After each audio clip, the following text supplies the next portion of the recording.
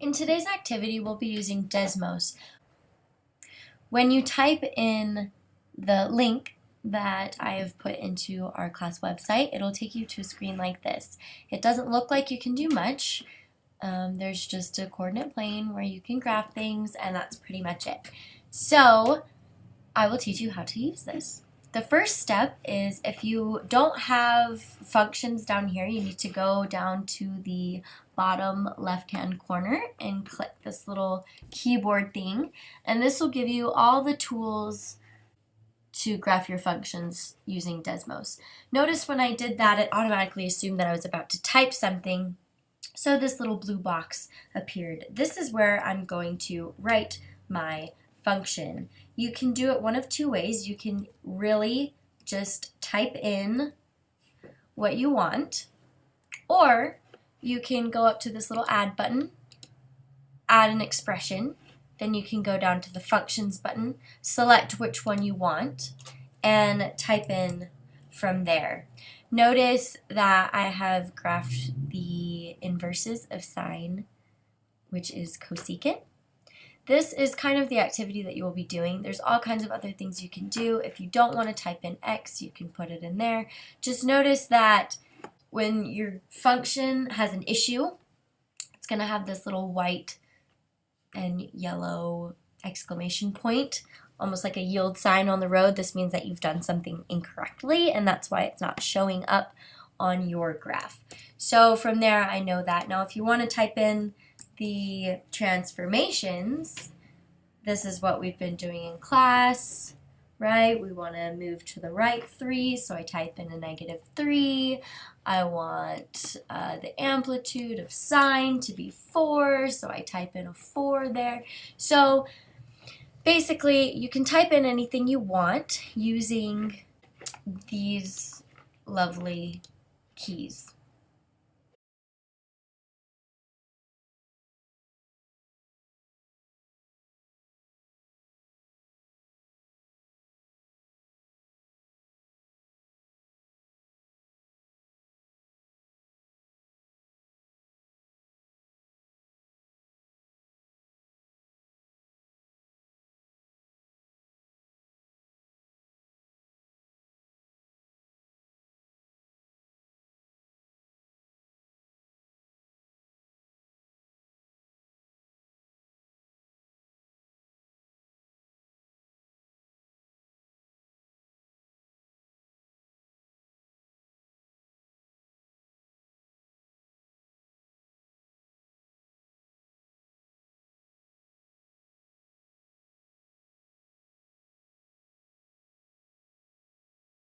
You can also use this technique to resize the length of a media, including annotations. Your turn. Hit pause and use trimming to remove this cough from the recording. Click play when you're ready to continue. If you've trimmed that cough out, you'll notice it left a blank spot in the video. So I'll show you another way to remove a segment of media that closes the gap. Just place your cursor right before the part you want to remove, hold the Shift key, then click and drag to make a selection. You can also drag up or down to include clips on multiple tracks. After you let go, you can also adjust the edges of the selection.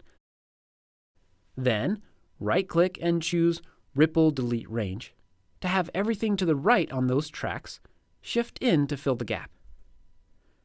Click pause and try it for yourself by removing the two ums in this section.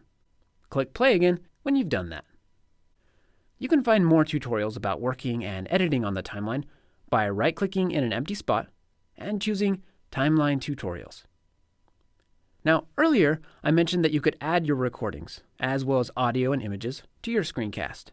You can do this by going to the media bin and dragging the item to the canvas, which is this big section here where you're previewing this Getting Started project.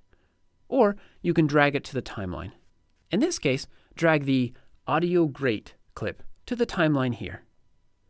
Pause the video until you've done that. Finally, let me show you how to make details, like text, more crisp and legible by using zoom animations. Let's take this area for example.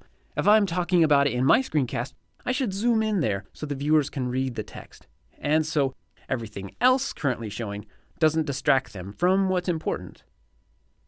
To add a zoom animation, go to the Animations tab and drag the Zoom In animation to the recording you want to zoom in on. It will be represented by an arrow on the media clip. Then, in the canvas, drag your video until the correct area is showing. You can also change when the animation starts or ends and how long it lasts by dragging the middle or the dots at each end of the arrow. Click pause now and zoom in on this part of the screen for me. Then click play again.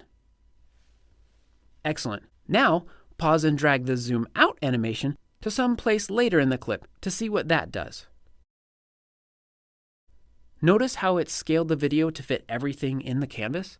That's great for giving viewers a larger context. All right, after you practice the basics, be sure to check out the tutorial viewer to learn even more. Go to the Help menu and choose Tutorial Viewer. Take a bit of time to explore the different videos, articles, and the Camtasia course. These will be invaluable in helping you create excellent videos that communicate and teach. Now try creating your own project. To start, go here to the File menu and choose New Project. Thanks, and happy screencasting!